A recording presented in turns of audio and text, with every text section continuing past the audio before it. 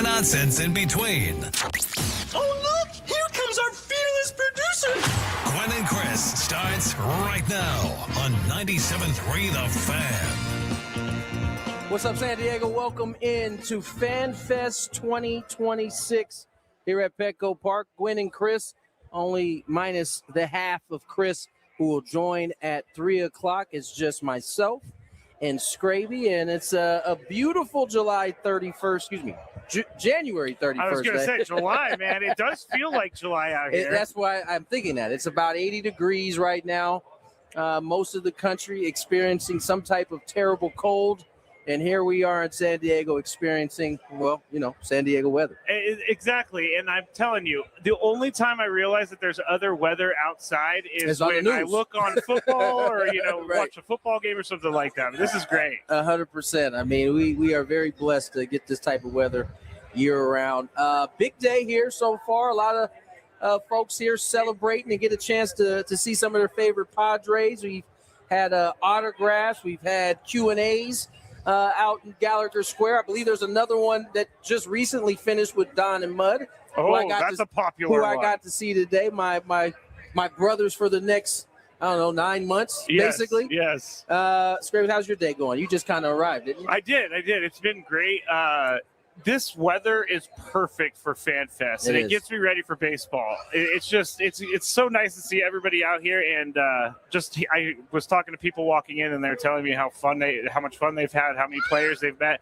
But you did a Q&A earlier, you said? Yes, we had Eric Grupner, we had new manager Craig Stammen, and we also had general manager AJ Preller on the stage, and just kind of touched on, some of the things that have been going on for Stam. Obviously, what were the priorities of the team going into the first year of spring training? His staff, how he was able to kind of put together some of the old faces we know, a la Ruben Niebla, Ben Fritz, and some of the new faces. Steven Souza is the hitting coach for the Padres this year. Randy Orr, who Stam had the privilege of playing under as a national. They all joined his staff, and we talked a little bit about really having to lean on those guys here early in the year. And for A.J. Preller, it's business as usual. He loses out on Dylan Cease, but is able to re-sign Michael King to a 3-year deal that really kind of solidified the rotation. It was looking kind of murky there for a little bit. Yeah, it was looking murky. And by the way, we're supposed to have Jake Cronenworth here in the next 5 minutes or so, but I was reading some of the tweets that 97.3 The Fan put out, and Michael King mentioned that the opt-outs and that having the opt-outs in his contract were a big reason why he came back, because he was okay. Not a lot of teams, I guess, are okay with giving an opt-out after an injury year. So the Padres worked with him, and he came back. He said he always wanted to come back here, but see, that's what the Padres do, is they come to the people that they need, and they do what they need to do to get them. They've created an environment that I think now players want to come here. They want to play here. It's not completely out of the ordinary for a guy to get here to San Diego, as Jake Cronenworth makes his way here to the stage and get a chance. Everybody get up for Jake. He's coming in with 3 bats. I see. Thanks. Jake Cronenworth joins us here at Fan Fest 2026.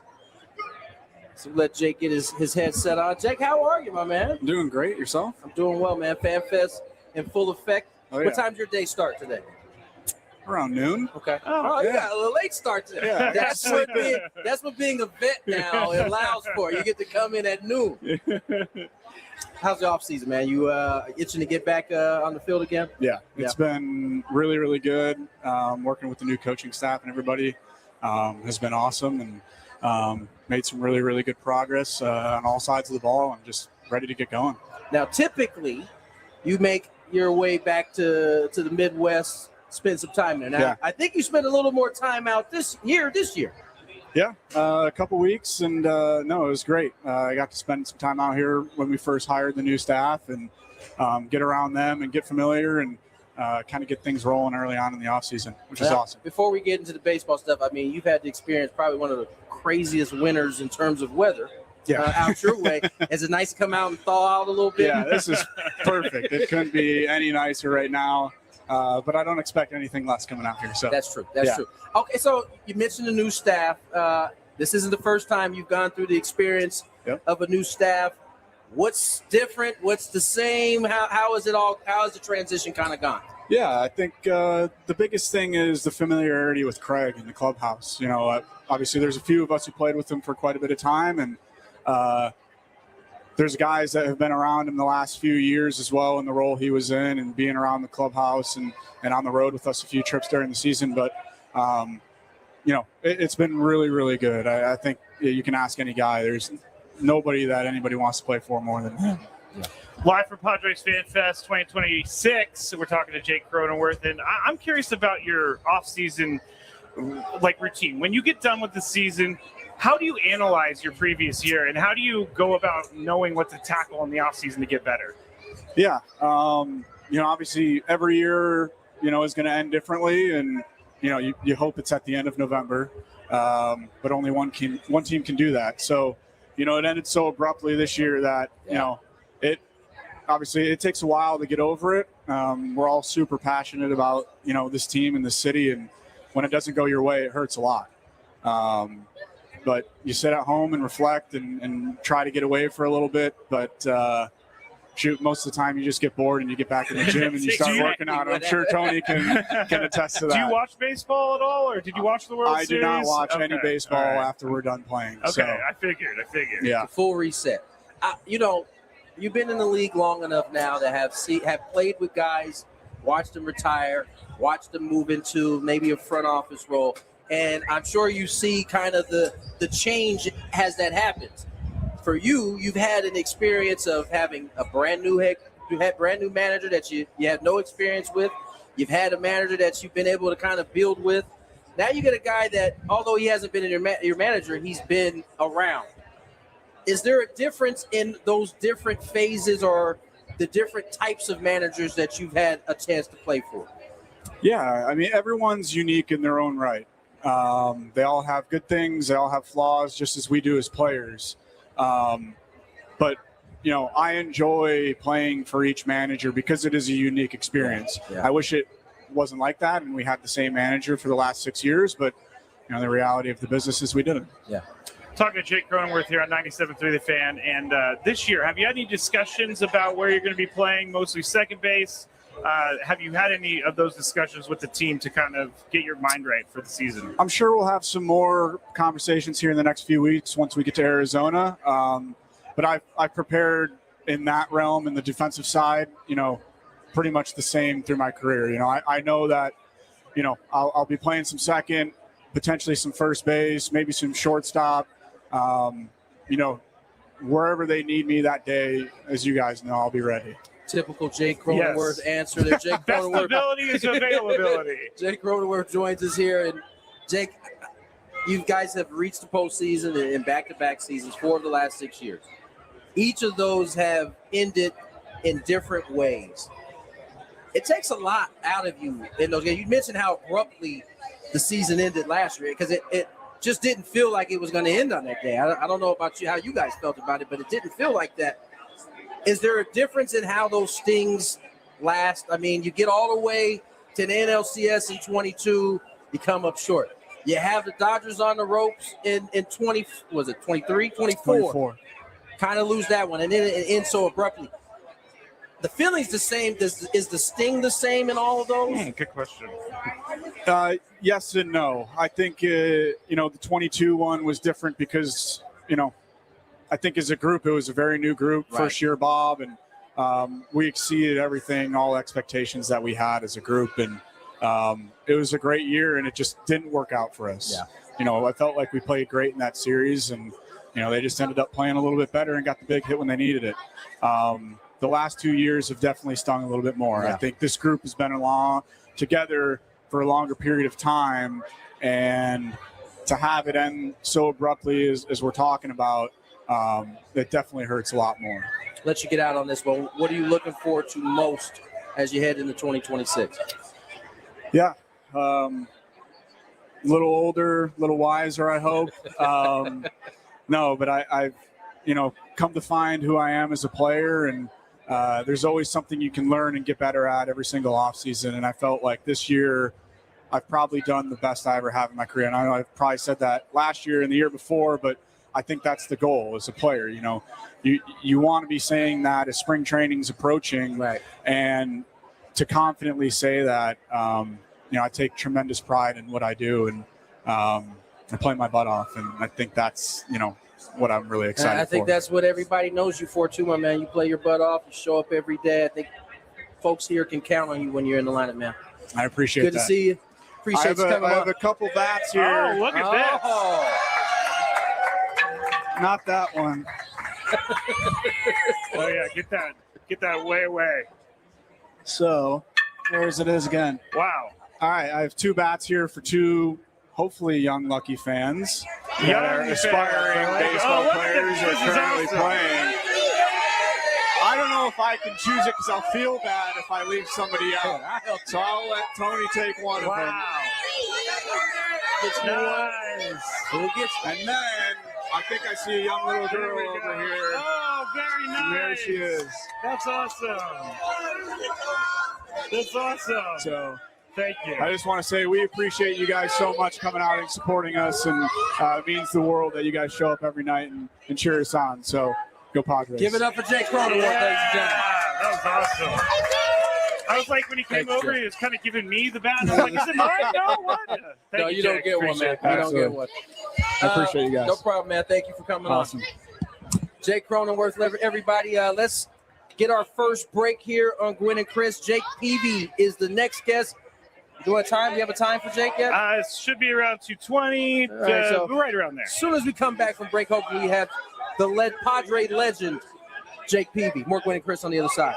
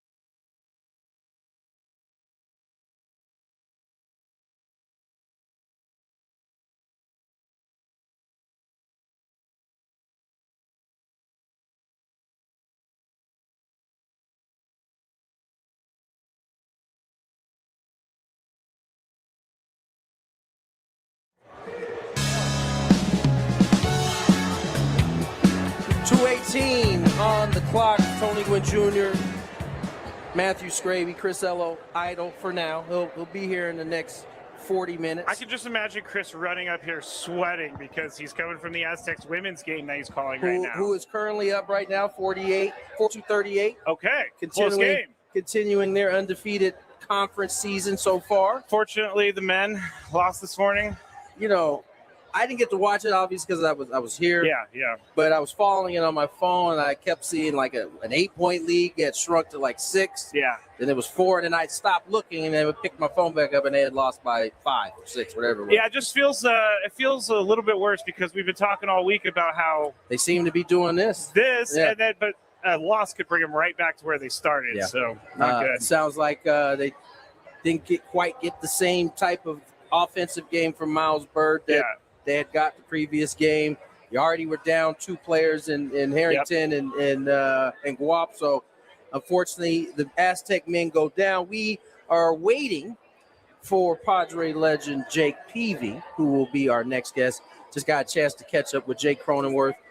Always a thrill and fun to have a conversation with. I think I learned something from him every single year because he comes back from the off season with something new that he's trying to work on. He's wiser. That's a he's good way of wiser putting it. every time we talk to him. It feels like. Yeah, and it's nice to know that a lot of these guys stayed around here for the off season and worked out here. So you know the cool thing about today's game and organizations, they kind of open up the stadium or the clubhouse to their guys. That hasn't always been the case. You know, guys typically found their way on their own, but the Padres have really done a really good job of making this place a place where players want to come and get their workouts in and really stay close to the community.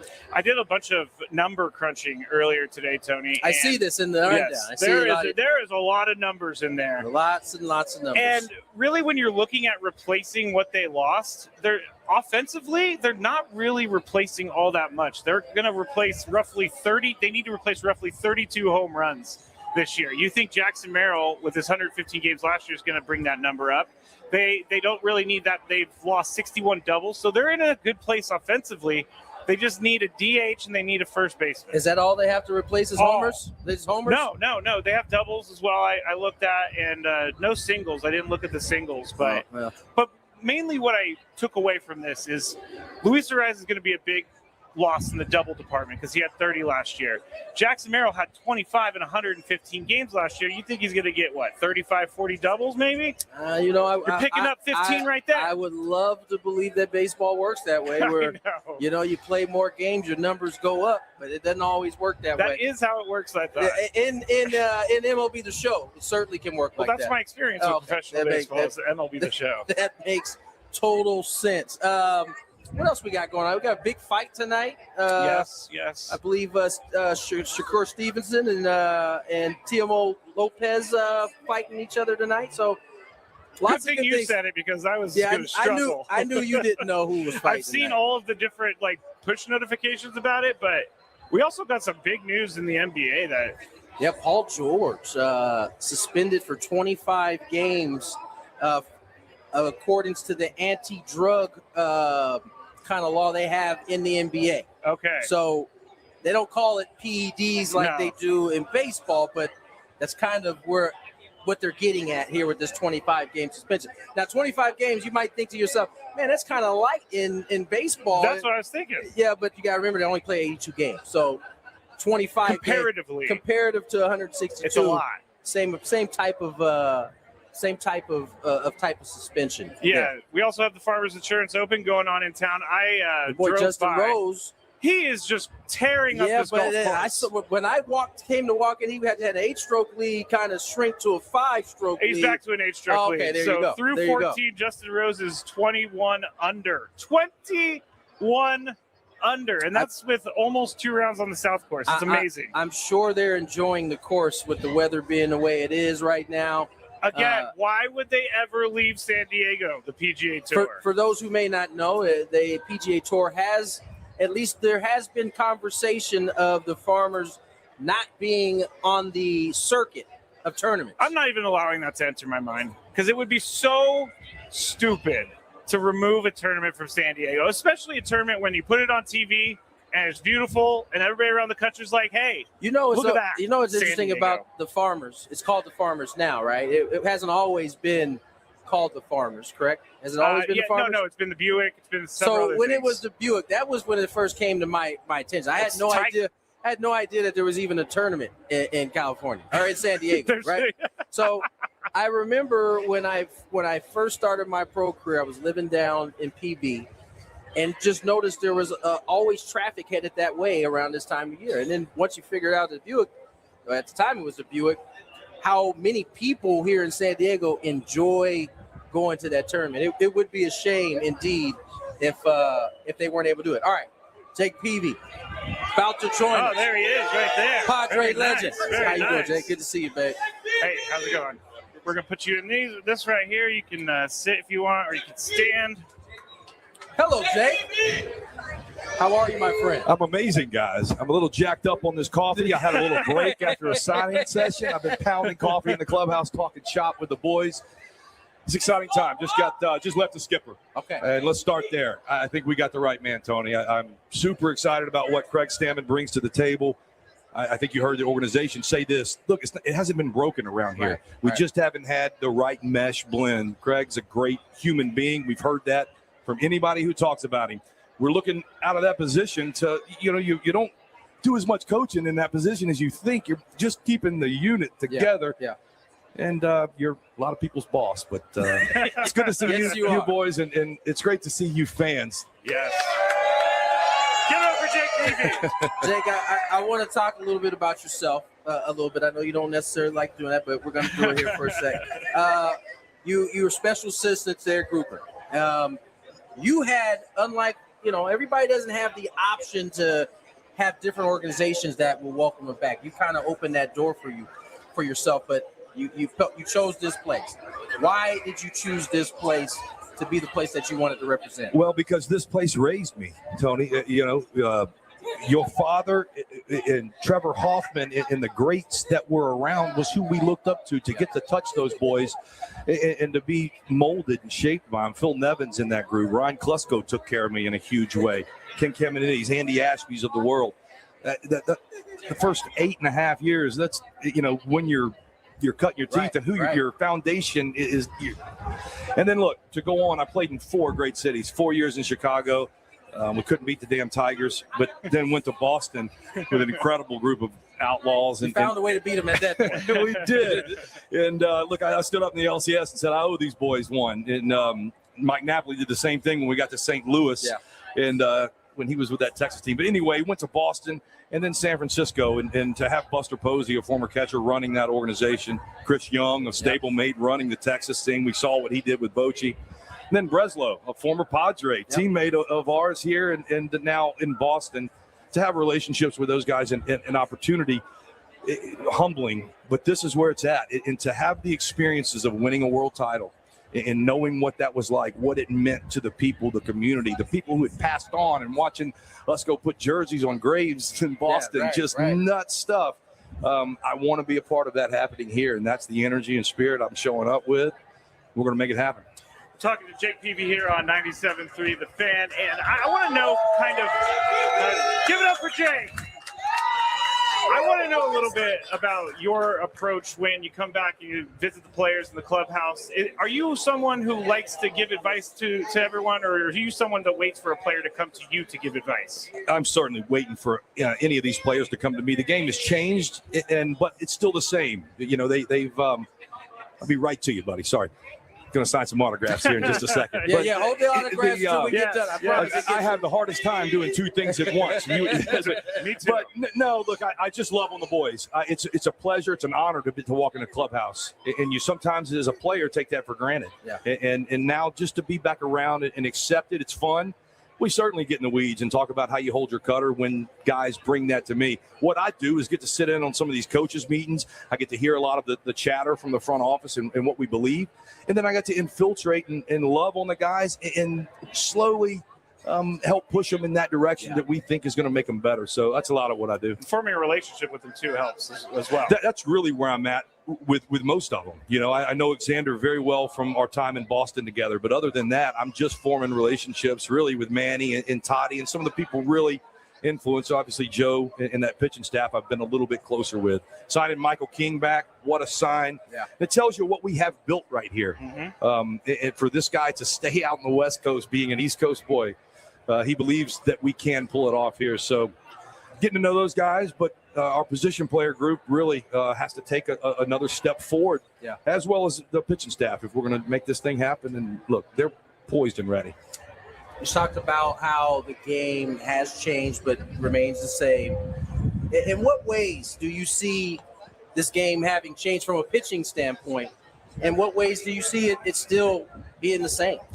Well, I'll tell you a huge part of it is, and we can get to the guys getting bigger, stronger, and throwing a little bit harder. And look, that is all happened. We're certainly reading it out of the hand. It's not quite as much of a gap and jump as we think. The game is as better and as talented as it's ever been.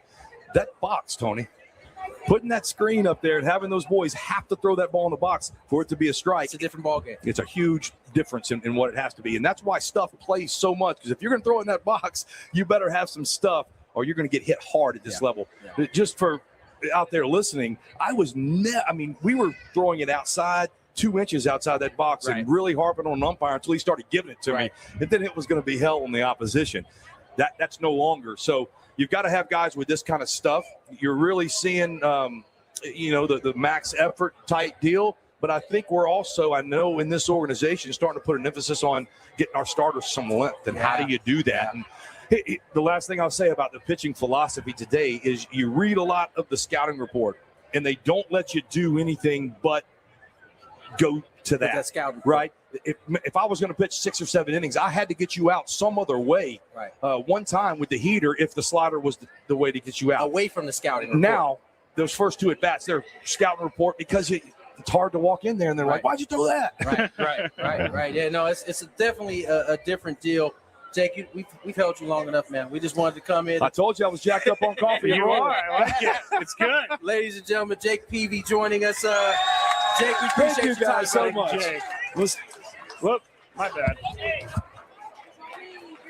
Jake Peavy, once again, Padre legend. Getting a chance to hang out with him. Man, what a luxury it is for an organization to have guys like Jake, guys like Trevor that want to be around, and quite frankly, that the guys want around. We got the camera right there, my man. So it's a good thing for the organization to have guys like that around. Of course, it always is a good thing for the organization. But you are on your way out. Yes, Sam Levitt doing the shift change. Sam Levitt is in for relief here coming up. I don't know where he went. I don't know where he went, so I'll stay with you till he comes back. But yes, I'll be heading down to San Diego State for a dinner on the Diamond event down that way, doing a little hosting. Man, getting a little. This is a day for you, right? Getting my mud cat on and my John Orsillo on, who I saw today, by the way. Yeah. Always a gem to see those two gentlemen. Don was quite overdressed in long sleeves, and he's burning up. Yeah, he was quite hot. Oh my goodness, it is like 85 degrees out here. Exactly. All right, let's get to break. When we come back, Sam Levitt, Scraby. We'll talk about his day. Take over, and you get a chance to hear from Sam Levitt and how his day has gone on Gwynn and Chris.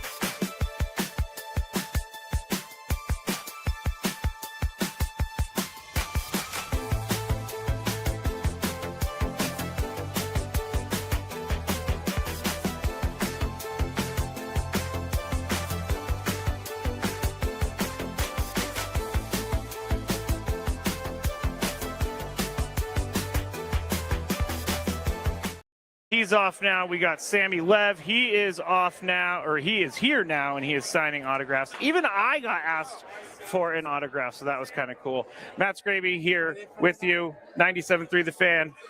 And we are here at FanFest 2026. A lot of people here.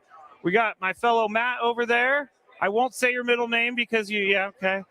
We got a lot of people coming over here to say hi. So if you want to come over and say hi, we are right near 113, section 113. And now we have our guy Sammy Lev on. Hello, Sam. How are you? Hello to all the great people here at Petco Park and listening around San Diego. Matt Scraby, how's your day been? It's been good. It's been really good. I mean, the weather's perfect. I brought a sweatshirt, and I shouldn't have brought a sweatshirt because it's a little warm.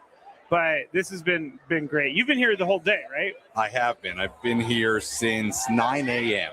9 a.m. 9 a.m. Wow. It's been a great day. It's been the early part of the day cruising around and seeing all the people on the field. They've got great activities. I don't know if you've talked about this. Great activities on the field. You can pitch in the bullpen. You can catch fly balls. You can run the bases. You can check out the grounds crew machinery. A lot of good stuff. Padres have done a great job here. The players have been super accessible. So it has been, I think, a very successful FanFest 2026. Yes. You know what I feel is different from last year is that a lot of these guys ended up staying here for some of the offseason to work out together. And that for some reason, that's a big deal for me, that these guys want to be together, want to work out together, and prepare. Yeah, look, I think a lot of guys talked today and yesterday as well during the community tour, and I want to talk about that too because that was really cool. Yes, I would like to hear about that. To be on the tour yesterday.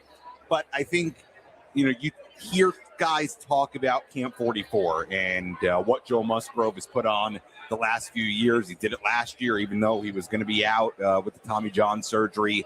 And the opportunity for guys to get here early, work together, even position players are involved. Jake Cronenworth, Gavin Sheets, Fernando Tatis Jr., just to name a few that were working out with that group of pitchers during this week. So I think these guys take a lot of pride in being here and in being together. One thing we heard a lot today from players was just about the closeness of this group, and I do think that's a significant advantage for this team. And you're right, a lot of guys have been around San Diego at parts of this offseason and have worked out together, and hopefully that only means even better things for the Padres. Yeah, tell me about this community tour, because I saw a bunch of pictures that the Padres put out, and I know that Fernando was out there. I know that a lot of other guys were out there, but tell me about that. Yeah, it was great. I was on the route with the pitchers. Oh, okay. So I was with Michael King, Joe Musgrove, Nick Pivetta, Ty Adcock, and I might be forgetting somebody. Jason Adam. How could I forget Jason how's Adam? He looking? He looks great. According to people today, he's already thrown off a mound. That's awesome. So, we'll see kind of what his schedule ends up being. I'm sure once we get into spring training, we'll have a better idea of what his timetable looks like. I don't think that's going to be opening day.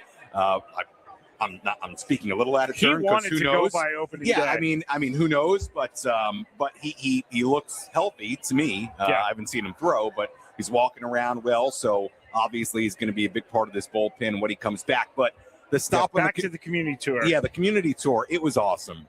First, we went to Ralph Waldo Emerson Elementary School. I think that was in National City. Don't quote me on that. I put it in my GPS and just went, and then I very quickly left to the next stop. But I think that's National City. If anybody listening out there knows it's not National City, don't hold it against them. Don't hold it against me. But it was Emerson Elementary School, and that was awesome. Do you remember the Scholastic Book Fair? Yes.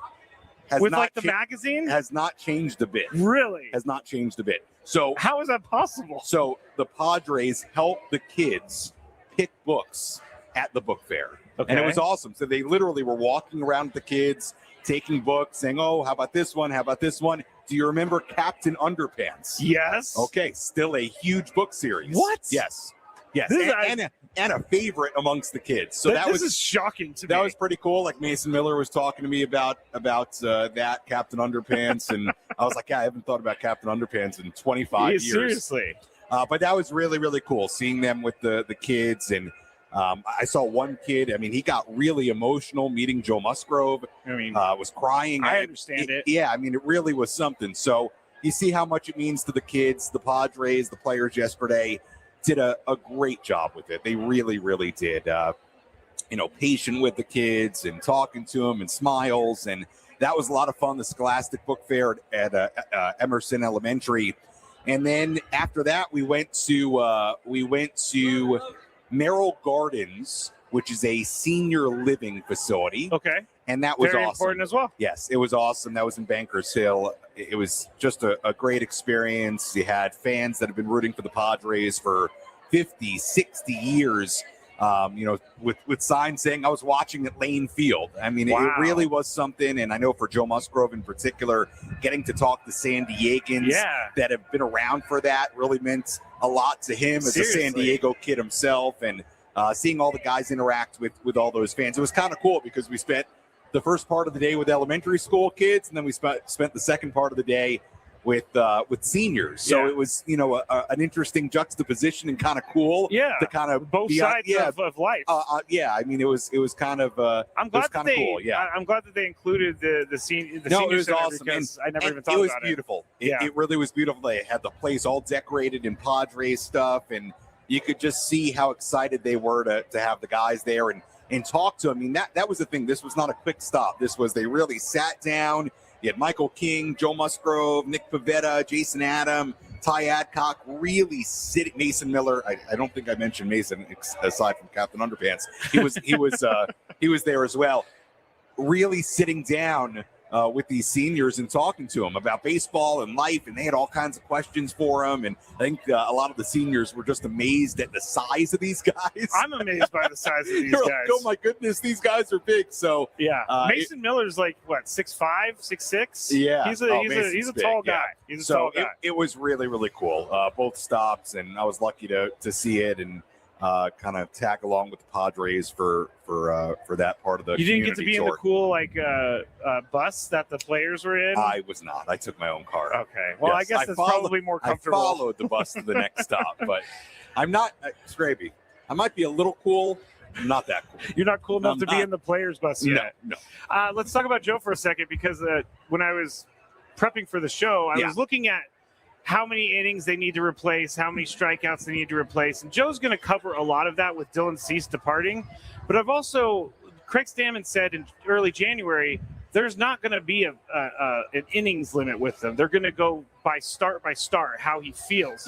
So do you think that Joe Musgrove is going to be able to pitch 160 innings this year? I mean, look, I think it's a hard question to answer because that's why I asked you. It's probably going to depend on how Joe feels start to start, right? Yeah.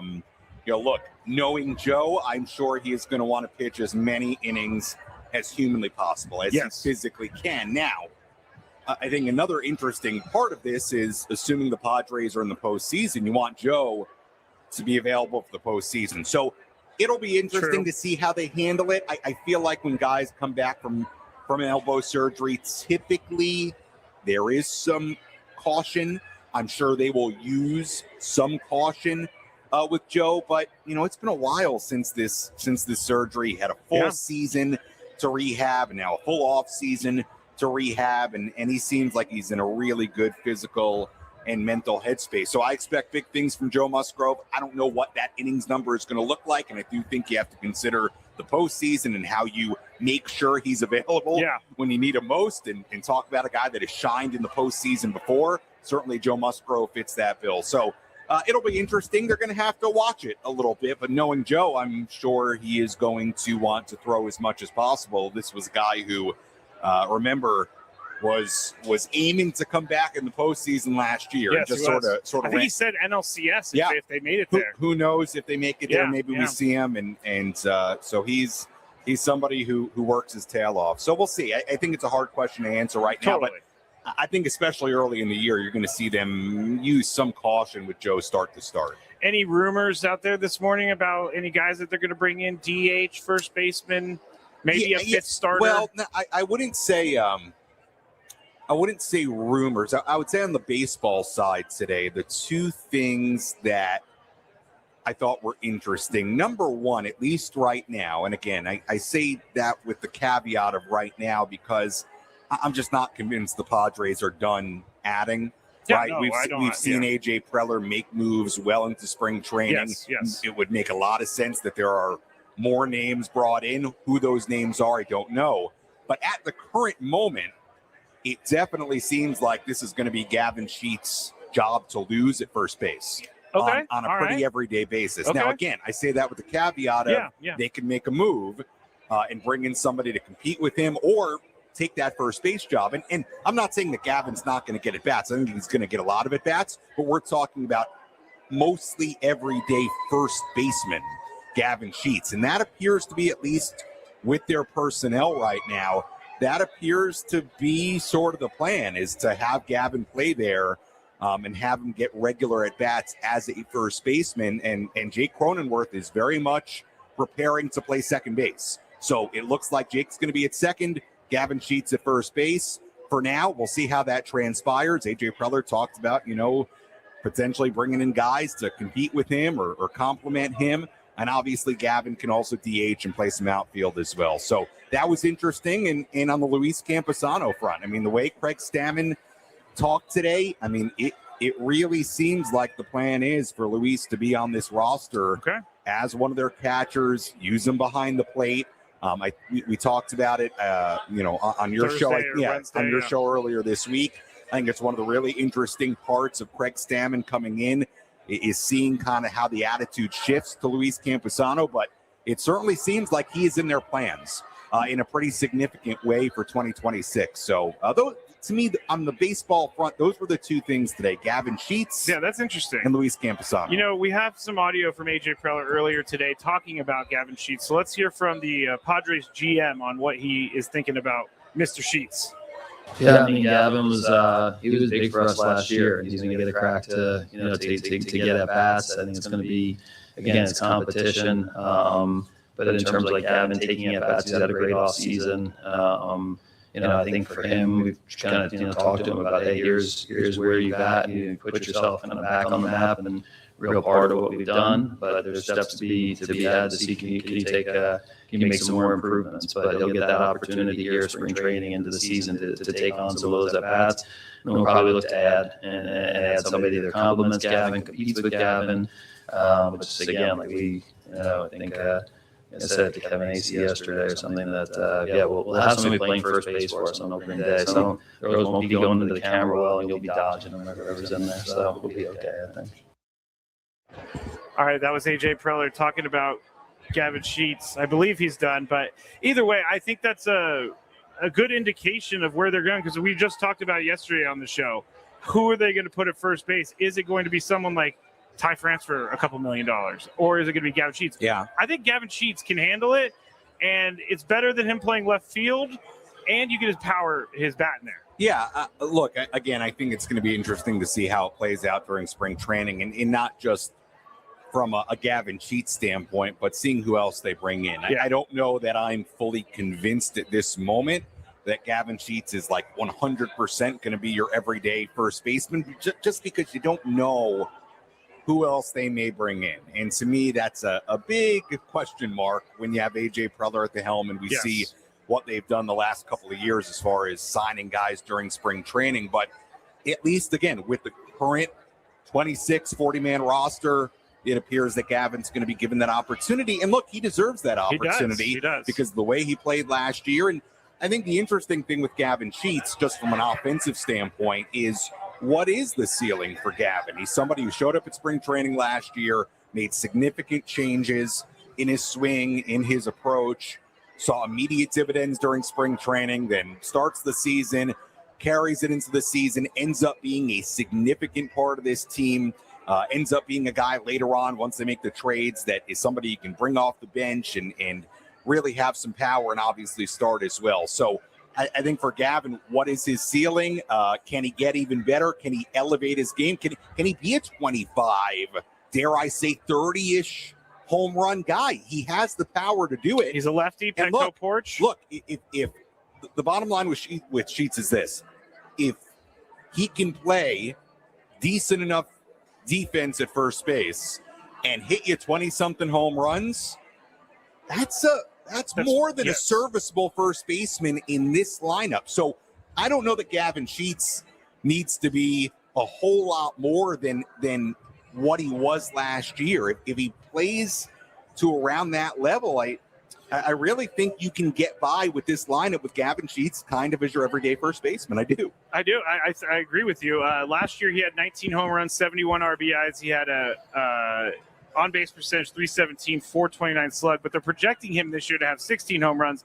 I don't believe that for 1 second. I think if he's going to be almost an everyday first baseman, he's going to get so many more bats, and he's been way better against left-handed pitchers here, specifically at the end of the year. So a full offseason with him knowing that he has that job, I like my chances with Gavin Sheets. Yeah, I mean, look, I'm looking at your projections here, Zips and Steamer. I mean, this is projecting him in the 120 games range, which I think is more. Well, I think if he's your everyday first baseman, it's going to be a little bit more than that. But it's probably somewhere around that number, unless he ends up being like your bona fide everyday guy at first base, which maybe he is. But again, I look at it. You could look at it in any scenario. If Gavin Sheets ends up having 20 or more home runs this coming season, to me, that is going to be a very, very successful Gavin Sheets season. Yeah, Tony and I talked about this earlier, but they only have to replace, give or take, roughly 32 home runs from guys that have left the team from last year. Gavin Sheets had 19. He hits 25. There's 6. You got Jackson, who hits, I think he hit 16 last year. He hits his 25. There's an extra 9. I mean, they're not too far behind. They do need to find more power, though. They have to find more slugs for this year. I think that's going to have to come from the guys that are already in that lineup and inside the clubhouse. Yeah, I mean, look, no matter what they do from this point forward throughout the rest of spring training from a signing standpoint, unless there's something big happening and they're going to go get somebody like an Eugenio Suarez, 30, 40 home runs is not just going to roll into that clubhouse. We can talk a little bit more about it after the break, but they're going to have to rely on their big guys. Let's talk about Jackson Merrill, too. Let's talk about Jackson Merrill when we get back. Sammy Lev, Matt Scraby, here live at Petco Park for FanFest 2026. We'll be back shortly here on 97.3 The Fan.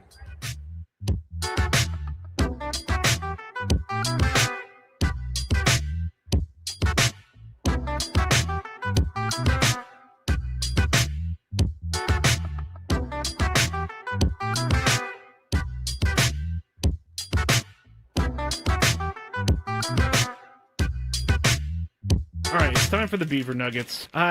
So the story is somehow Bucky. Joseph Musgrove in the building. Give him a round of applause, everyone. What's up? It's not a bad setup right here, huh? No, not at all. Not at all. How you doing, Joe? I feel great, man. Yeah, really good. Excited. I heard you say on the stage today, 2 months away from throwing a baseball. Yeah. What are those 2 months going to be like for you? A lot of patience, you know.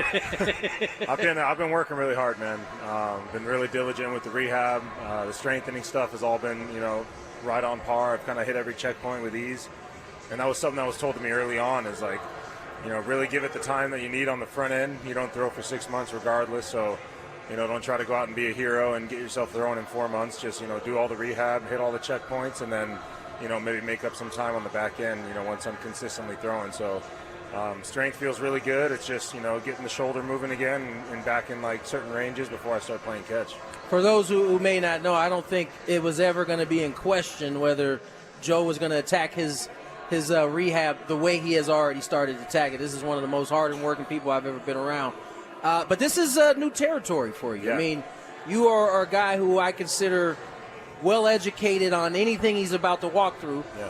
What was your education like leading up to surgery?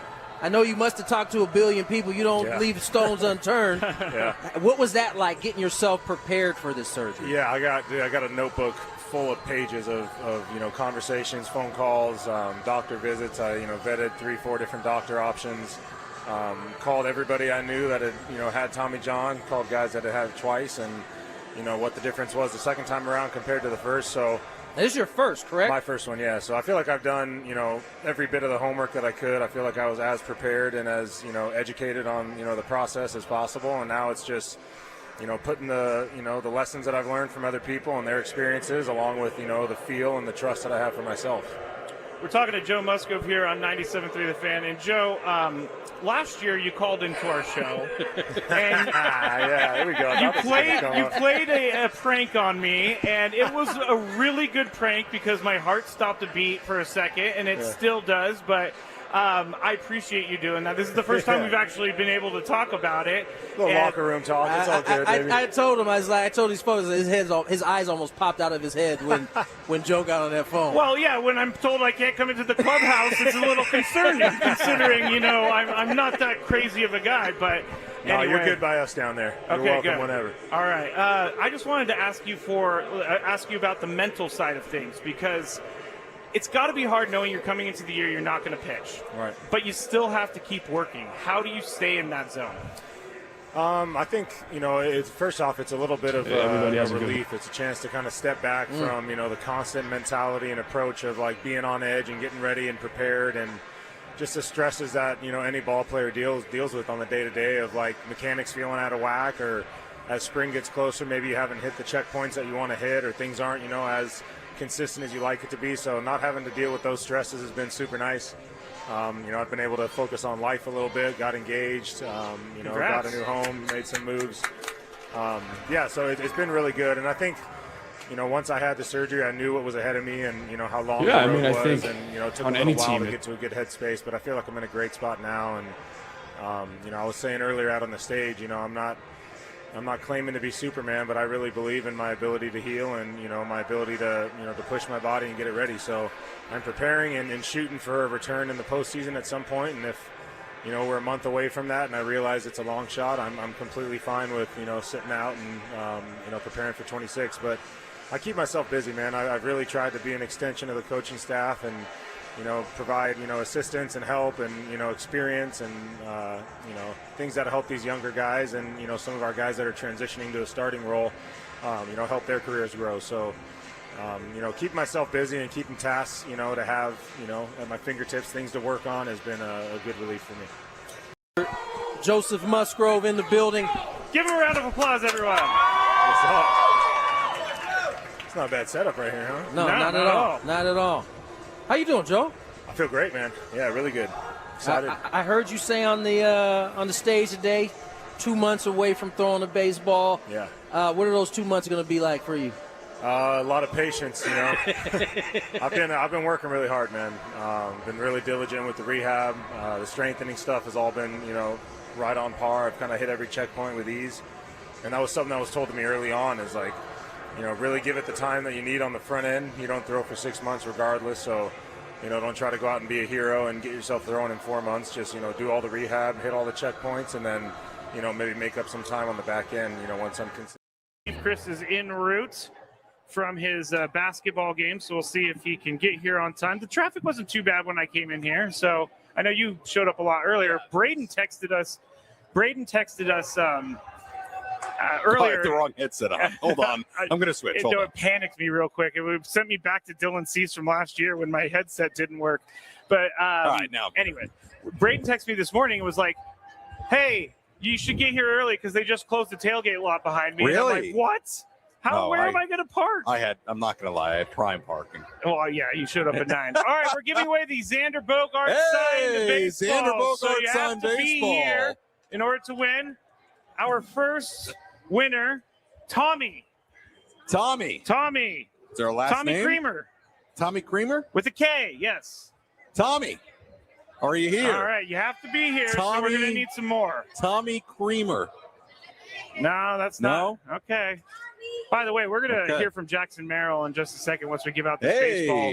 We're also going to hear from Sam about Jackson Merrill once we give out this baseball. Here we go. Trav Gundy. I know that name. Gundy. Travis. I know that name. What's his? Travis Gunderson. Travis Gunderson. I know that name. Travis. For the Xander Bogaerts signed baseball. Oh, man. All right. We got to keep number moving. 3. We have a strong contingent here waiting, so we might have to go through everything. Stephanie Mojica. Stephanie. Wow.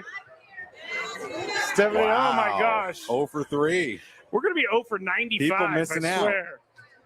Let's go Robert Pearson. Robert Pearson. See, this is not.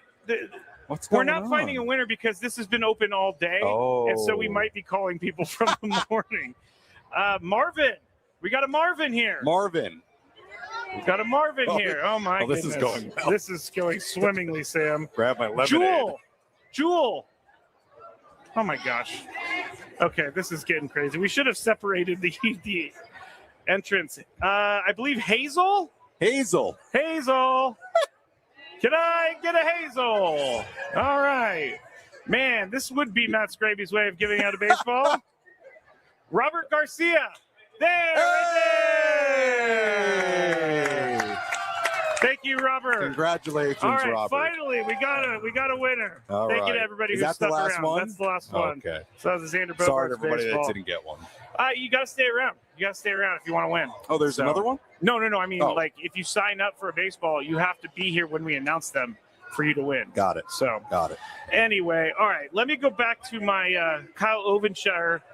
Ovenshire. Is that who's in the studio? Yes, that is Nice. who's in the studio. He Kyle gave me Ovenshire. some quote. Ovenshire. I know, not Ovenshire. It is Ovenshire. Jackson Merrill, we're going to get your thoughts on him in just a second, but they did ask him an interesting question about managers, and he's had now, two managers in his 2 years in baseball? One, and then getting ready to have upcoming two, one. yeah. He was asked about manager consistency and why it's important. Yeah, I mean, I think on any team, it's super helpful to have a consistent manager. I'm not going to dish Joe at all. I think he was a great guy to me, and I treated him with a lot of respect and treated the players with a lot of respect. I'm excited for Stammen. He's a player. He's played the game before. He's been in it, so it's cool to have someone with that experience. It'll be cool to see a consistent vibe throughout the year too. No ups and downs, kind of just the same mentality the whole year. It's just an FU mentality. Let's go at them. Let's beat them. Let's take everything we got. What do you think it would be like to have a manager that's so closely removed from? Is he still? Oh, he's still talking. Never mind. Be able to kind of connect you guys in the office. I think it's awesome. I think the game has changed. I mean, I've only been in the league for a couple of years, as we said before, but it's obvious the game has changed over the past 10 years. So someone that's really close to being removed and kind of knows how it goes, knows how you're feeling, knows what players feel during the season. I think that's a lot of helpfulness. All of us are going to relate to him in more ways than we possibly think. And, he's the man. He likes to talk shit. He likes everything. Pardon my language, but that's how he is. So, only been around for a couple weeks now here, but he's the man. Did you jump it? Are we on the air? Okay. Okay. We're good. We're good. on the air. Jackson Merrill a little fired up here in his media earlier today, but I mean, Jackson can do whatever he wants. We're fine. I'm fine with that. Yeah. Hey, how's it going? Hey, how you doing? So, Jackson Merrill, Good to see we're you. actually Good to see you. doing a show. We're going to be done here in about 5 minutes or 10 minutes if you guys want to wait around. Cool. So, Jackson Merrill is going to be coming into his third year. Yes. His second year, obviously, was a year that was tough. And his first year was awesome. So, what do you think we get in year three? Well, I think for Jackson, look, obviously year one really couldn't have gone better. Year two was a weird year for him. He dealt with injuries. He also dealt with, I think, some of the natural ups and downs of a baseball season and a sophomore season. I thought he handled it really well. I think for Jackson, year three, healthy. That's the most important part, is staying healthy, not dealing with the kinds of things that he dealt with from a physical standpoint last year. With him, it's so interesting. He's going to be going into year three in the major leagues, and he's 22 years old. I mean, we forget how young this guy is. Yeah. He is younger right now than a lot of guys who have not made their debut in the major leagues yet. So, That is look, true. to me, expectations should be sky high for Jackson. He's that kind of player. He's a special player, and I think he's going to be great as long as he stays healthy. To me, that's going to be, based on last year, priority number one, staying healthy, staying on the field. As long as he's healthy, Scraby, I think Jackson's going to be terrific. I 100% agree. And I've had people come up to me and be like, man, Jackson Merrill not as good as you thought he was going to be. And I'm like, if you look at his numbers, they're lower because he played about 40 games less than he did in 2025. In 2026, he's projected for 22 home runs, 79 RBIs. And the stolen bases, I'm wondering if he tries to steal more bases. Last year, he had the hamstring injury. He was out for a little bit anyway, so it wasn't something that they were willing to do. but I think that he could steal a lot of bases. Yeah, I think he's somebody who can run. Look, what I love about Jackson is his confidence, his approach to the game, the way he handles himself. I mean, everybody in that clubhouse has said it many times over. He does not handle himself like a 21, 22-year-old. And it's been that way even going back to, when he was in the minor leagues. I mean, this has always been a guy that's been mature beyond his years. So I think he's got everything it takes to be great and have a great year 3. Again, I attribute last year and some of the struggles, to the health and not being healthy for parts of it, but also remember how stop and start his year was. Totally. Especially in the first half. I mean, it was such a stop and start year. And then you're also just dealing with the natural second year struggles. Yes. The league adjusts to you. You have to adjust back. And I have all the confidence in Jackson that he's going to have a really, really big year 3. Look, that outfield between Tatis, Merrill, and Laureano Scraby, they have the potential to be the best outfield in baseball.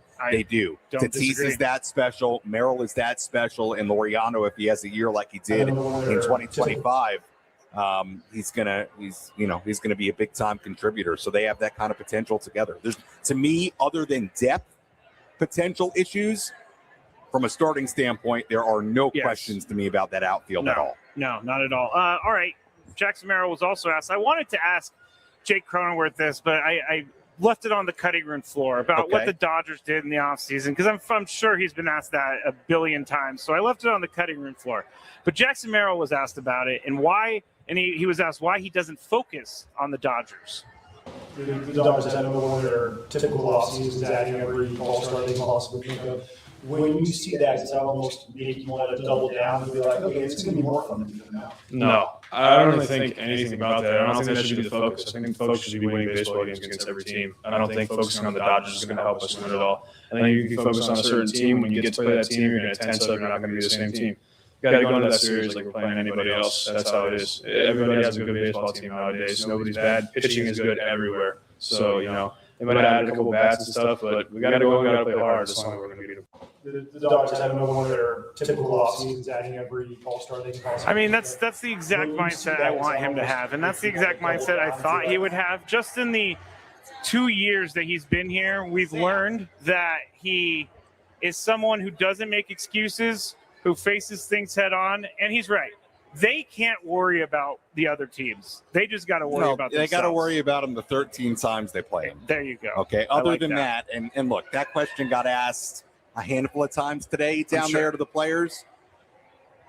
I mean, I don't know what their answer or any team's answer is supposed to be about what the Dodgers. I want to hear them done. once say, Yeah. "It stinks." You know what? It stinks. Yeah. You know what? We're really what to me. What do you think they're going to say? They're not going to say we're anything. We're really scared of playing those guys.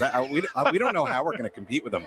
Look, the bottom line is the Padres have played the Dodgers very tough the last couple of years. If you look at 2024, I mean, and 2025, they were awfully close to winning this division. I mean, I will continue to say that had the Padres won the division last year, who knows how it all turns out. Yeah. Because to me, then you avoid going to Chicago. You play that Reds team in a wild card series instead of going on the road to play the Cubs. Look, I will always say about last year that not winning the division was a big deal because of the way it all ultimately shook out. Look, the Dodgers are going to do what they do, and they're going to win a lot of games, and they are going to be right in the thick of the top of the division. But to me, from a Padres standpoint, I think from a Padre fan standpoint, you focus on yourself. You focus on them the 13 times you play them. You hopefully are focusing on them when it comes to the end of the year, and you're hopefully in a division race with them. But, the Padres also have a lot of talent. And we've seen, it's the last couple of years, the Dodgers, you could certainly argue, I think, in 2024, were not the strongest, best team going into the postseason and found a way to win it. So if you want to use that as an example, like, it's not always about the amount of money you spend and what the roster looks like on paper. To me, this team should compete with them in the regular season and hopefully beyond. So we'll see. I would not worry about what the Dodgers are doing. And I genuinely, even though all the drama and the tension and the bench is clearing and some of the fireworks we had. And Ohtani not tipping his cap. Yeah, I mean, I really, really think that clubhouse does not worry about what the Dodgers are doing, and I do think that's also a function of it being a really veteran group and a group that's been around a while. And also, just one more thing on the Dodgers part, like there have been a lot of chapters to this, right? 22, they beat them. Then you have 24 happen in the postseason and coming down the stretch of the division last year. So I don't think you worry about them. Worry about them when you play them, and hopefully you're right there with them as far as winning the division. Yes. I was just trying to figure out one thing, but I'm not going to be able to figure it out in time. So Sammy Lev here on 97.3 The Fan with Matt Scraby. Chris Ello is en route, so we'll see if he gets here on time. Well, I will say one thing that's been very striking to me so far today. What's that? Yes, you have the players, you have the alumni, you have some of the broadcasters here. Yeah. But I think you've got the hottest autograph in the building. I do not have people are coming over asking Scraby to sign T-shirts, sign jerseys, sign food bowls. Yeah, we did sign a food bowl. That was pretty awesome. I'm very flattered when people ask for my autograph because it doesn't happen. They love you. But signing a baseball very hard is not easy. Yeah, the guys make it look very easy. They do make it look very easy. It's something I'm actually a little self-conscious about on two levels. Number one, I don't think I have the best signature. And number two, what really gets me, and this happens spring training here, whenever, somebody will come up to me with a baseball or a hat or whatever it might be, and I look at the hat or whatever it is, and there's like Manny Machado's autograph. They're like, "Can you sign this?" And I legitimately sometimes will look at, especially if it's a kid, to make them understand. Like, really? I'm like, you sure? I'm like, I don't play, right? And they're like, oh yeah. So I'm like, okay, here we go. I know. The value of that ball just went down. A couple of years ago, someone asked me to sign a custom Randy Jones signed jersey next to Randy Jones's name, and I was like, I can't do it. I cannot sign your custom-made Randy Jones jersey. But he's like, I want everybody on the fan with Randy, and so we did. That's awesome. Yeah, well, it's flattering. Sure. I mean, you just gotta roll with it. I know what I was going to say. Back to the Dodgers real quick, and then we go to break. Yes. If Ryan Kirkring doesn't throw that ball away, we don't know what happens with the Dodgers in the NLDS. I mean, they're still leading. The series, but you never know if he doesn't throw that ball away. So I wouldn't worry about him. I really wouldn't. I wouldn't either. You play him when you play him. Worry about him then. And Padres, focus on your own thing. That gentleman, the calm gentleman over here is Sammy Lev. I am Matt Scraby. This is Gwynn and Chris. We are live at Padres Fan Fest 2026. We'll be back shortly here on 97.3 The Fan. 97.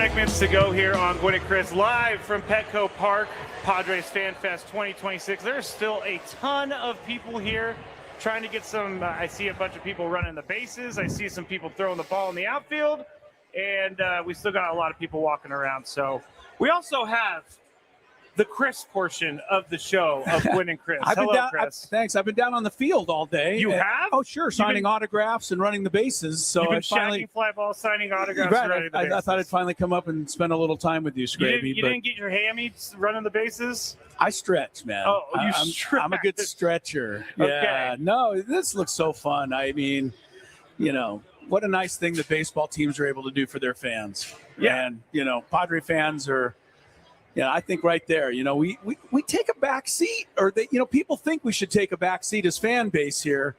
They talk, well, Philadelphia, New York, and the Dodger fan.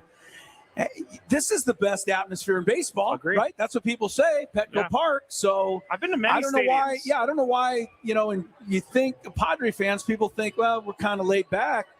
Well, we can't be that laid back, or we wouldn't have that good of a, that's not true. home field advantage. Padres fans are rabid. Yeah. They want their baseball to be good baseball, and they Sure. want wins. But you're right. I mean, I feel like the East Coast teams are kind of just grandfathered in at this point. Little bit. Oh, yeah, they're tough fans. Because when was the last time people talked about the Mets fans being the toughest fans to deal with? Well, they are the toughest to deal with because look, you and I do the radio show all the time. So we see, when the Padres lose, say, one in a row, people get upset. Yes. But I think we are still not anywhere near the negative, that you get on the East Coast. No right? way. The Phillies fans and the Mets fans. So I don't know that that's a great thing, right?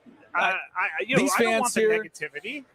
These players don't want the negativity. They already know if they're slumping or whatever, they're playing poorly.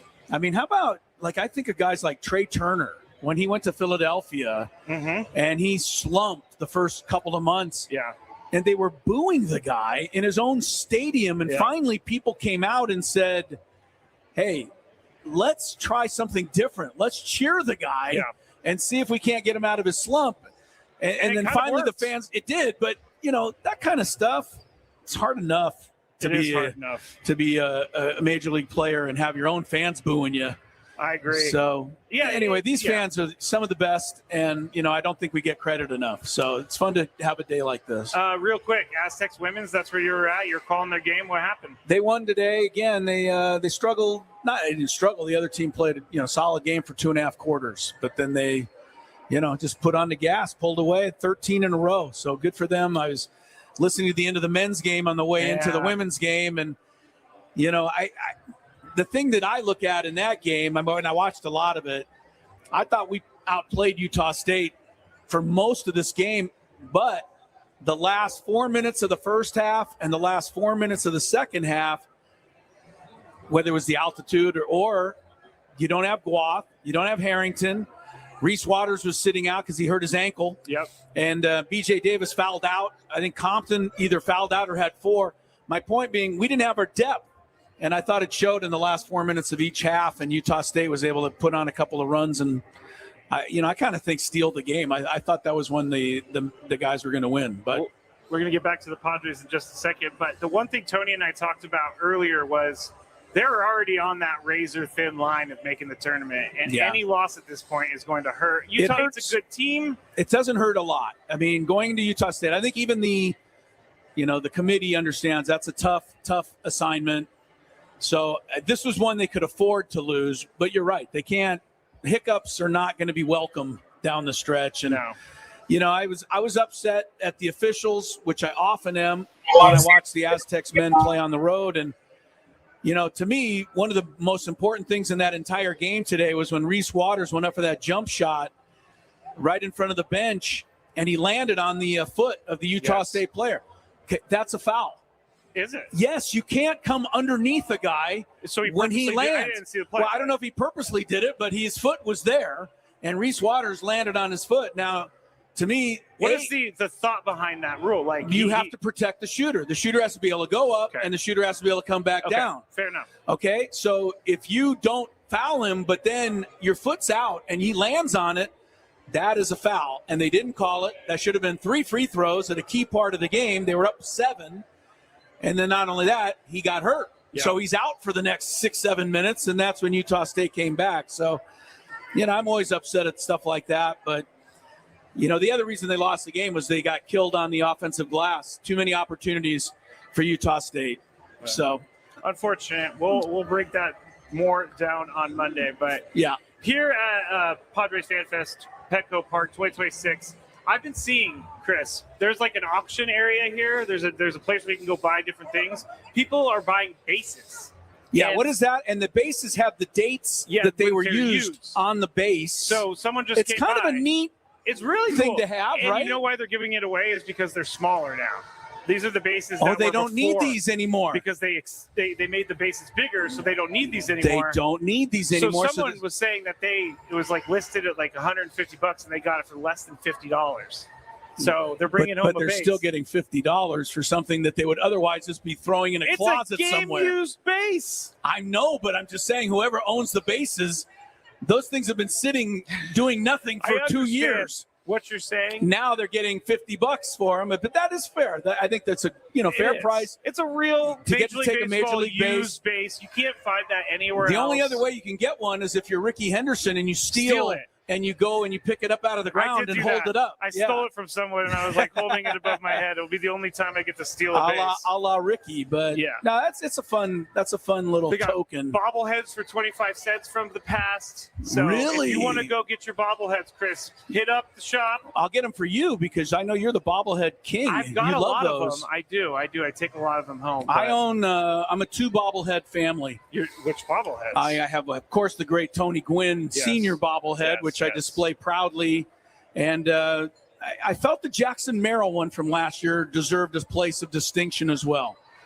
Those are the only 2 I have. I'd probably get a Manning and Fernando, but every time they bring those into the studio, people like you steal them before I can get them. So I knew that was going to happen. I cleared it with the boss man. Yeah, I'm sure you cleared it with the boss man. Yeah, okay. It's hard for me to get down from the studio to the stadium and get my bobblehead. And if I come to the game on bobblehead night, invariably somebody we know will ask Lori to ask me to see if I can get them a bobblehead. It's hard enough for us to get. And of course, I always go, yeah, okay. And so I You're bring it too home, nice. and then Lori takes it, and it's long gone. You know what? So. And I'm going to expose myself to all my friends out there, but I always lie and say I can't do that. I can only do one. You're not allowed to bring them. I'm not allowed to bring them. I only get one. I just take it instead of keeping it for me. I always. Lori gives it to somebody. Weak. What? That's What weak. is it weak? Not for you. Oh, you for think the person asking. Well, it's just a reminder that I'm the nicer of the 2 guys between you and me, and people think it's the opposite, and it's just simply not true. I would give a foul ball to a little kid. I would. I did. Okay, I did that last year. Ask Sam Levitt. You remember that? I saw it. I threw it down there. So my niceness campaign is not going well right now. All right. We're going to hit the break, Chris, and we got one final segment to go. We're going to hear from some of the earlier interviews that were on the station. We're going to hear from some of the press conferences, and we'll close it up from Petco Park here on 97.3 The Fan.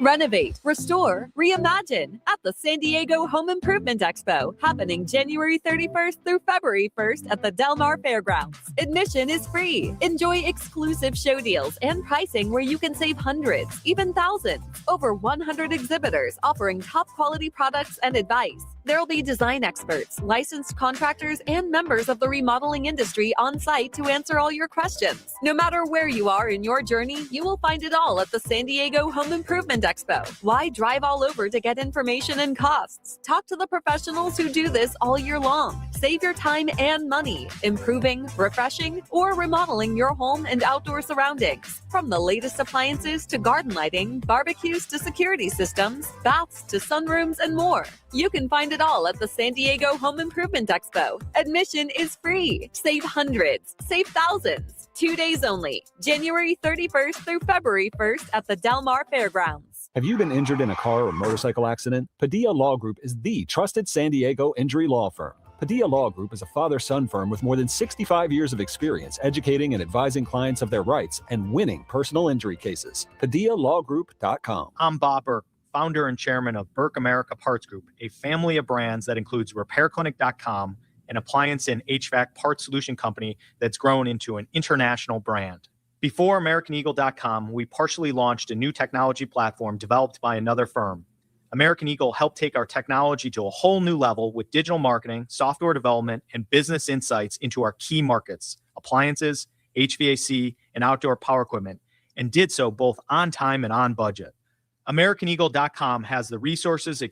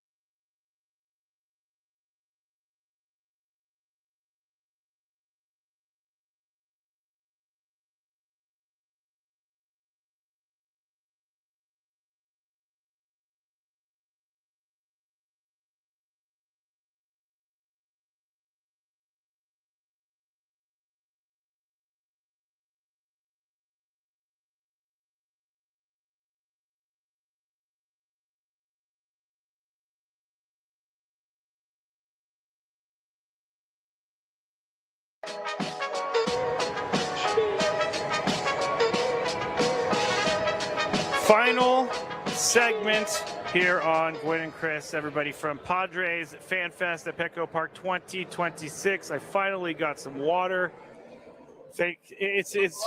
I have been parched. You looked a little parched. I'm there. very parched. Yeah. We're going to hear from Fernando here in this segment. We're also going to hear from Craig Stammen earlier today. But I just want to give a round of applause to our guy Kyle Ovenshire on the board back there. Is that how you pronounce his name? That's the key. Yeah, it's Ovenshire, right? I know, Kyle? but I'm I mean, pretty you know. sure. I get. But he's the guy they called Ovenshire for almost an entire season last year, so I have to give him a hard time about that. Yeah, you're always gonna get a hard time. He's always going to get a hard time, but that means we like you, Kyle. Yes, of course. And I'm bringing him up because he's been up since 5:30 in the morning working for 97. Oh, he did all of these He did shows? the fishing show this morning. He did all day. Let's Kyle, wait a I'm minute. giving you a round of applause. Kyle, thank you, Kyle. Did Kyle play? Did you play the famous sounder where it goes? Zzz, hook 'em. Kyle, you can jump on the mic if Do you they want. still have that sounder, yes, Kyle? I did. Yeah, they've had that sounder for 35 years. 35 years. I used to do sports updates for the fishing show. Way back when. I mean, the fishing at the show, old station. The fishing show. We should really say that it's Let's Talk Hookup is the official Right. Let's name. Talk Hookup. Yeah. It's a legendary radio program. It's here in legendary. San Absolutely Diego. legendary. That's what I say. You know that Pete's always been on there, but his co-host back in the day was a guy named Marty Milner. Heard the name. Okay, Marty Milner was a television star on an old show called Adam 12.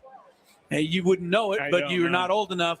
It was in the black and white days of like 60s TV. It was a cop show, and the two of them would ride around and, deal with disturbances. Okay. But Marty Milner was a co-host of the fishing Let's Talk Hookup back in the day, and here we are. Wow. Good for you, Kyle. That's that's important. I think you get that on a resume. Oh, you did the producing for the Let's Talk Hookup show. There was a job I did earlier in my radio career, and it was a national show on Sunday mornings called the Jesus Christ Show. Oh my for goodness! a different radio station in town. So, I did everything I could to get behind the board, no matter what was being. And being when aired. everybody asks us, how did you guys get started in the business? That's how. We did the Jesus Christ show. We did the Let's Talk Hookup. We played the sounder to hook up. I did overnights as well. I was the 9 p.m. to 5 a.m. guy, which was really brutal, by the way. 9 to, that was a long night. Last thing for you, Kyle. Have you learned anything about fishing working on the show? Almost too much. Like when they talk about what they're doing, like I have no idea. I have to look up words and stuff. It's crazy. You should have them take you. You should have them. Pete probably take you out one time. You probably have the best time you've ever had. Yeah, my dad's a big old fishing they're fan. good He guys. listens to the Let's Talk Hookup show. Of course. All right, well, congratulations. Thank you, Kyle. Not congratulations. Let's Talk Hookup is, the dean of all fishing shows in Southern California. I imagine in Minnesota, they probably have 30 of those. They're like ice fishing That's shows. like every show, hunting shows. But in things San like Diego, man, or in Southern California, right? Because the old 690 used to be all of Southern California. So Pete and Marty Milner, they were the authorities for everybody back then. I kind of feel, oh my goodness. We got a life-size, who is that? Dave Winfield just came, but it's not really him. No, but, it's a life-size version of and Dave that Winfield. is he was about 6'3", Dave Winfield. Okay, so that is a life-size pretty version. legit, yeah. All right, let's get back to our Padres stuff. And we got one more, we got a couple clips to go with Fernando, who was speaking to the media earlier today, Craig Stammen speaking to the media earlier today. We were visited by Jake Cronenworth at Jake Peavy, but Fernando... You only talked to people named Jake today? Apparently so. Apparently so. okay, that was Jake Peavy was on fire. He was ready to go. I swear to you, he could have pitched if they needed him to pitch. I bet. But Fernando, he talked to the media, and one of the things that he was asked about was his slump last year, and to get a little insight on that slump. So here's what he had to say. When you look back on last season, Fernando, what do you think some of the struggles were offensively for you? Mechanical, more than anything else, but it was actually more about trusting a process that it was going in there, and I wish I can go into more details, but I definitely feel that's definitely behind us, and I know this year in the offensive side is going to be really special. You said, I believe it was last year, that when your head's in the right place, you're second to none on the baseball field. Is your head in the right place this year? It is, and looking forward to keep growing as a player and as a man. And like I said, my best years are definitely ahead of me, and this year is going to be one of those. But there's no limit, and now is due to myself to show you guys that. When you look back on last season, Fernando, I appreciate that he said it's up to him to show it. He had a pretty good year, even with the slump last year. I mean, I felt like he was struggling all year, and then you looked up at the end of the year, and his numbers were pretty good. Yeah, they were. They weren't Hall of Fame numbers, maybe, but they were certainly legit enough numbers. Well, Sam and I talked about it earlier. If he can hit his home runs, I mean, really the home runs, and I did a bunch of research earlier today, Chris.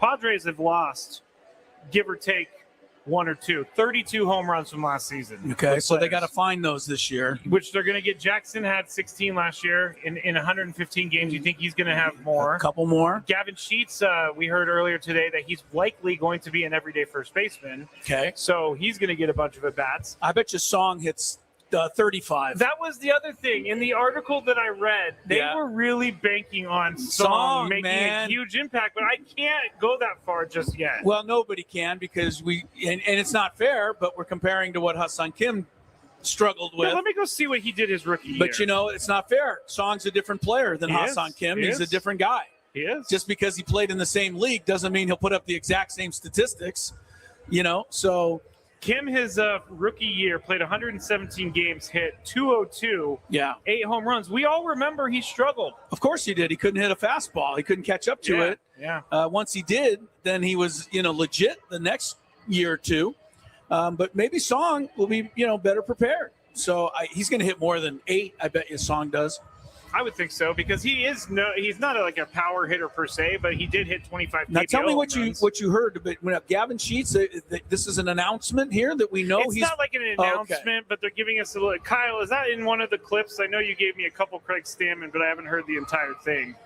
I believe that would be a part of it. Sorry, say that again. He kind of talks about the. All right, let's play that one. We're going to go to Craig Stammen, the manager of the Padres. He briefly touches up on Song. All right, here is what Craig Stammen said about the roster. We have several guys that can play first base on our team right now. Right now, penciled in probably as our number one option is Gavin Sheets. Gavin's pretty excited about playing first base again. He played a lot of outfield last year, a little bit at first base, but played that coming up through the minor leagues. And we've got some great infield coaches, the position coaches that have been working with him already this offseason. Got him going, and we feel really good about a left-handed first baseman and him being able to do a few more things and being a really big target at first base. I know Manny and Xander are excited about that, being able to throw to somebody a little bigger, a little taller, maybe hopefully save them, a few overthrows. So along with him, we've got Will Wagner that can play first base. Sung Song, we're going to try over at first base. Obviously, Jake's played a lot of first base. Defensively, come in and be a guy that we trust over there. And there's guys like some of our NRIs that are probably going to play first base in spring training that have done it in the past, but we're trying to build a few guys that can kind of play a lot of different positions. And first base, we'll try it out and see what happens. DH, at the current time, we've got a lot of guys that are competing for that spot. Obviously, Song is one of those guys we signed that could fit into that role. But it's probably a spot that we're going to keep open throughout the season. To be able to give Manny a day DHing, Xander a day DHing, Fernando, Laureano, Merrill. I think it's a strategic way to keep those guys a little fresher during the season. Do we have somebody that's like, this guy's the DH? No, we don't have that right now. But we've got a lot of competition. Spring training is going to be fun to see. How do you see him? Yeah, right now Campy's, probably the leading candidate to be one of the 2 catchers that we'll have on the roster when we break camp. He's done nothing but prove himself in AAA. I don't know what else he could do in El Paso that could, get him ready to be playing in the major leagues. And I think what he's needing right now is just an opportunity. And one thing that he and I have is he caught me, when he came up. And we had those talks about what it's like with a rookie catcher and a veteran pitcher. And at that time, I'm not thinking that this is going to happen later on in life, but I was able to put my arm around him and say, hey, I got you, man. We'll get through this together.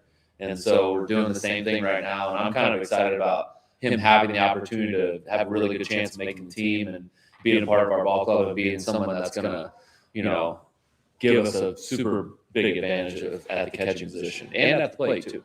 Is first base an option for him to use He played first base a little bit last year. I know you probably saw him walk around the field with first baseman. He didn't play first base, I don't think, in the big leagues last year. Played it in AAA. For me, he's a catcher, and that's where we see his biggest value.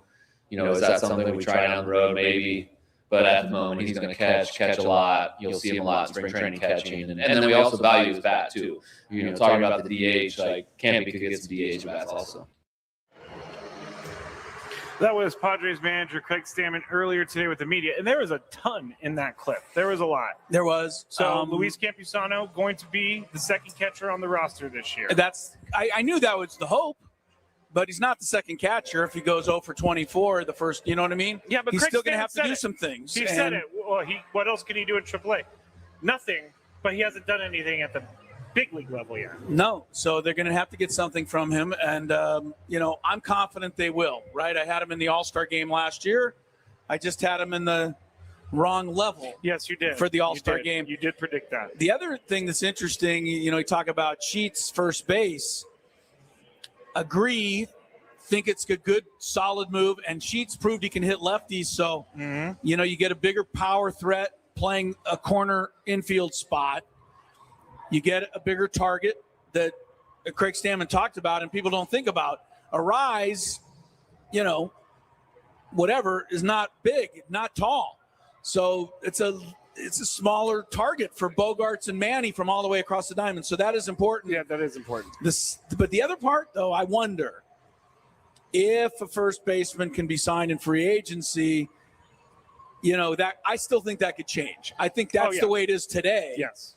But if they signed a DH who plays first base, or they sign a first baseman, let's just say Paul Goldschmidt ends up becoming, affordable and available and wants to play here, then, Sheets go back out and visit his spot on the left field wall that he ran over last year. It's one of my favorite moments of the whole year, by the way. It was, when but he it was crashed scary the wall. at the time. A little scary at the time. And then he but made it back into the lineup. I love Gavin for that. But, I do too. So yeah, I don't know that that's done deal.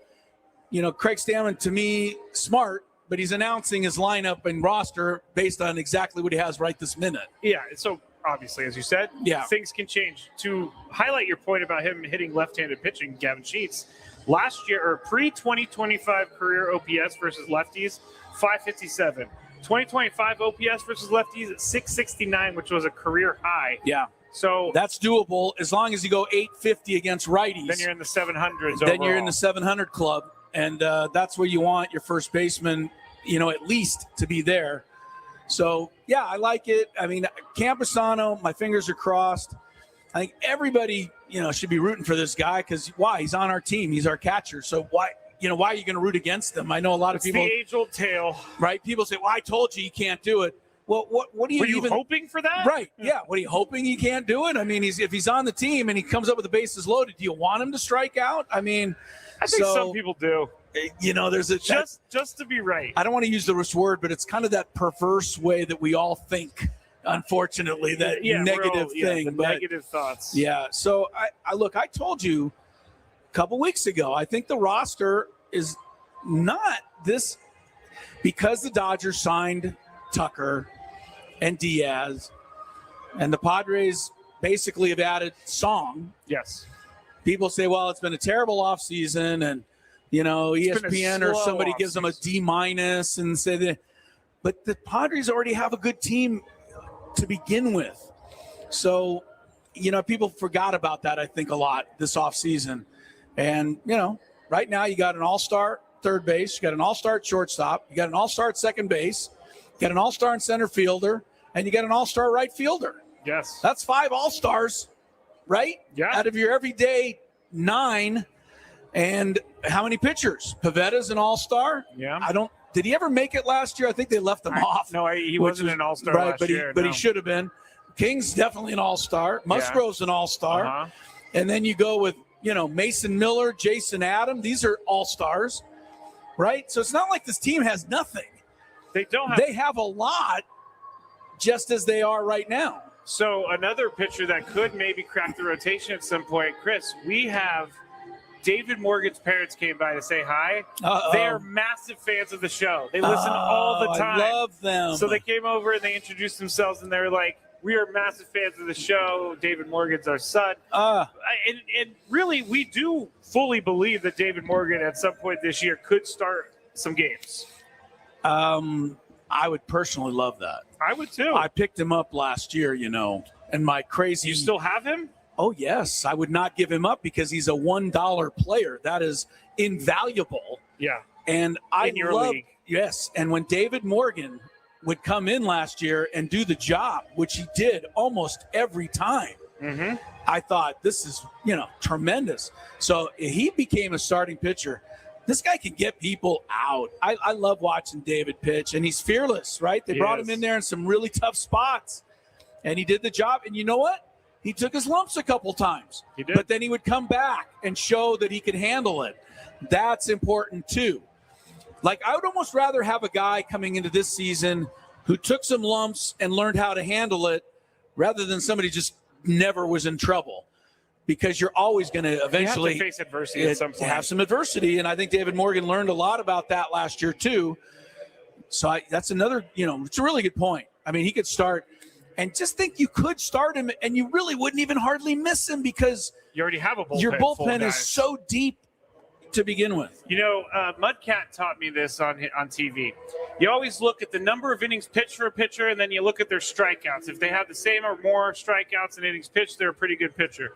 David Morgan, 50 strikeouts, 47 innings pitched. So when Chris Ello was at San Diego State and it was like 80 innings and 12 strikeouts. You were a contact guy. That meant I wasn't very good, according to Mudcat. I heard you were a ground ball pitcher. I heard you were a ground ball pitcher. I was not a ground ball pitcher. I was a hard ground ball pitcher. They hit them hard ground balls off me, but luckily it normally came at somebody, so I was okay. But yeah. Go ahead. No, I just think I just want to reiterate. I think it's a much better roster, than people think. And a lot of times, if you don't get meaningful additions in the offseason, people think your team's going to be lousy. And I just, that's not accurate when it comes to the Padres, because I think they have a good team. I mean, how many All-Stars did I just name? 12? I mean, I don't know about 12, but a lot. Yeah, so they should be fine. Let's finish up with the Randy Vasquez conversation, because we got just a couple minutes left here at Padres Fan Fest 2026. Randy Vasquez has gotten better each year with the Padres. 2024 ERA 4.87, 62 strikeouts. 2025 3.84, 78 strikeouts. In 2026, Chris, well, his ERA almost went down an entire run from 2024 to 2025. What kind of impact does he just need to do the same thing, or does he need to step it up and, maybe go a little bit deeper into games? Obviously, get the walks under control. You don't want him to be a traffic cop this year if he wants to keep that fourth spot. I thought he got the walks down, right, the second half of the season. He was much better. I'd have to look at it officially, but it seemed like, he went from 4 or 5 walks a game to 2 or 3. So I thought he was bringing that down.